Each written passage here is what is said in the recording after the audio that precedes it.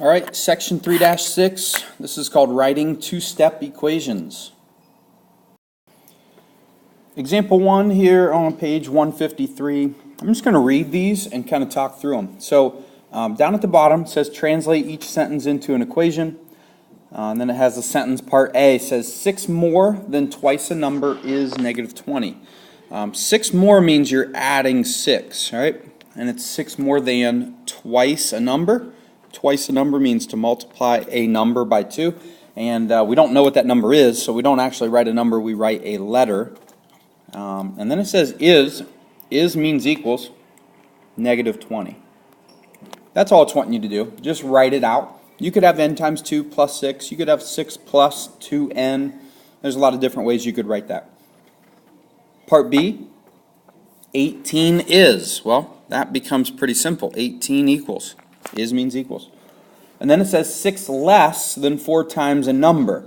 So that's when it says less than there, it's not actually talking about a less than sign. This is talking about 6 less than 4 times a number. So to be 6 less than something, you're subtracting 6 at the end, subtracting 6 off of 4 times a number. Again, we don't know what the number is, so we write a letter.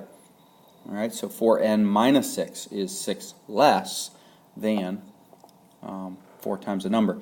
Part C, the quotient of a number and 5. Quotient means divide, so you could have a division sign or you could have a fraction. Quotient of a number and 5, so we put that in the order that it gives us. Then it says it's increased by 8. To increase is to add 8, and then it says it's equal to 14. So this is an important chapter here, just learning to write. This is the basics of writing equations, and you'll use this throughout junior high and high school.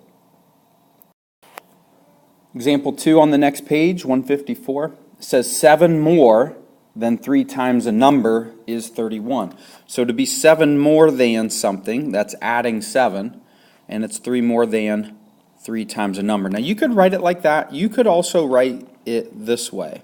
It really doesn't matter, commutative property there. And then it says it is 31 or equals 31. Now at this time, they want you to actually find the number, so we're going to solve for n. I'm going to label that as a C term, V term, C term. So this one has to go to that side.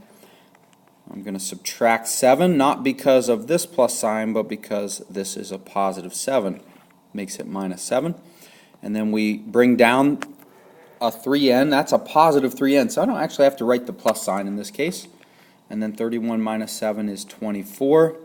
This is the part where I separate the number and letter. 3 and n are multiplying, so I should divide. All right, so n equals 8 is that number. All right, with the 3's canceling out there. Example 3, page 154, says you suppose you are saving money to buy a cell phone that costs $100. You have already saved $60 and plan to save $5 each week. How many weeks will you need to save? All right, so a lot of you want to solve this maybe in your heads, which is great because it's an easier problem. I'm sure it's not too hard to figure out that it's 8 weeks. But what I want to try to encourage you to do is write the equation out in the order that it's kind of giving you.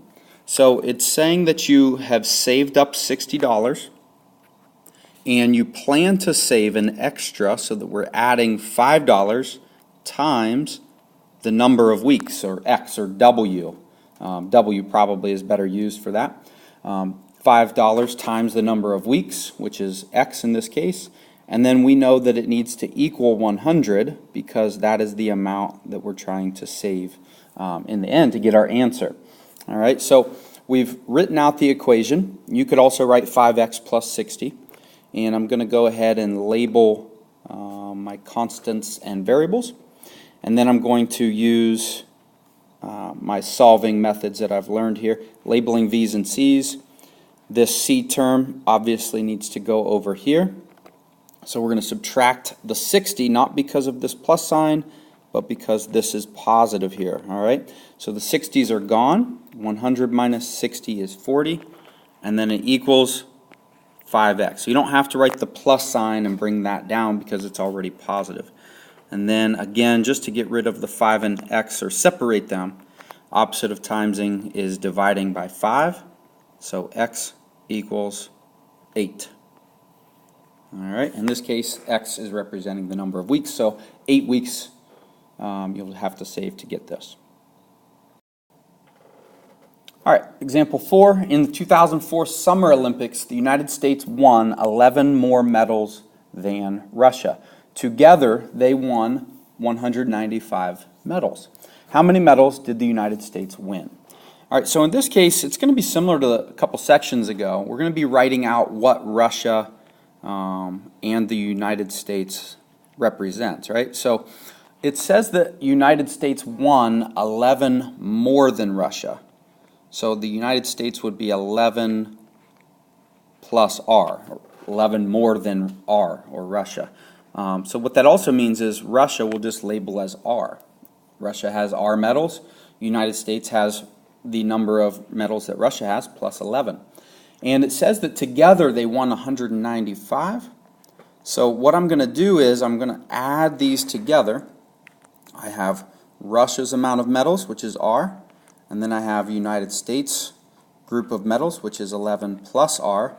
Adding them all together will equal 195. All right, so I'm going to solve 2R plus 11 equals 195. And then I'm going to solve it, with my V's and C's. That's a V term, C term, C term. So I'm going to subtract 11 on both sides. I get 184 equals 2R. And now with that happening, we've got 2 times R equals 184 because 2R dropped down. To try to separate those, I do the opposite of timesing by 2, so I divide by 2. So R equals 92. So that would represent Russia. Russia has 92 medals, but U.S. has 11 plus Russia. So 11 plus 92 is 103. And if you notice, if you add those two together, you do get 195, and the U.S. is 11 more than Russia. All right, so that's kind of the equation way to write it and solve it, and hopefully that helps us with more advanced, difficult questions. That is the end of section 3-6, guys. Best of luck.